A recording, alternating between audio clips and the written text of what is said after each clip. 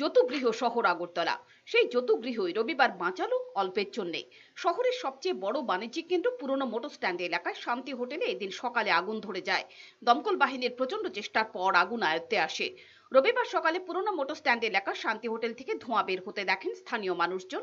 সঙ্গে সঙ্গে খবর দেওয়া হয় অগ্নি নির্বাপক আধিকারিকদের। তারা ছুটে আসেন। ততক্ষণে আগুন বেশ জাঁকিয়ে বসেছে। শুধু শান্তি হোটেলে নয়, আশেপাশের দোকান এবং বাণিজ্যিক প্রতিষ্ঠানেও আগুন ছড়ানোর উপক্রম হয়েছিল। এলাকার মানুষ ভিড় করেন সেখানে। গোটা রাস্তা ভরে যায় মানুষে। কালো ধোঁয়া তখন ঢেকে ফেলেছে গোটা এলাকা।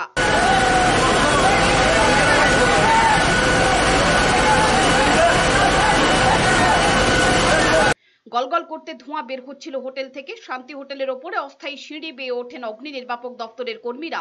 তারা সেখান থেকে হোটেলে যারা আটকে পড়েছিলেন তাদের উদ্ধার করে আনেন। প্রচন্ড ধোঁয়ায় অসুস্থ হয়ে পড়েন এক অগ্নি নির্বাপক কর্মী।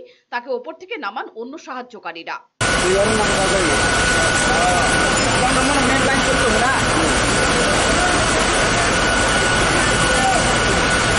বেশ কয়েক ঘন্টার চেষ্টায় 5টি অগ্নি নির্বাপক ইঞ্জিনের জলে আগুন আয়ত্তে আসে।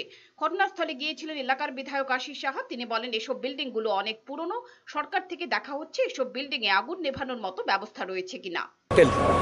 এই হোটেলগুলিকে উন্নত করার জন্য ফায়ার ফাইটিং অ্যারেঞ্জমেন্ট যাতে মানে যথাযথভাবে রাখা হয় তার জন্য যে উদ্যোগ নেওয়া হয়েছে, আমি বলবো এইটুকু যে এগুলি ধীরে ধীরে সংস্কারের কাজ চলছে। বিভিন্ন বাণিজ্যিক প্রতিষ্ঠানেও এই বিষয়গুলি আজকে গুরুত্ব পাচ্ছে।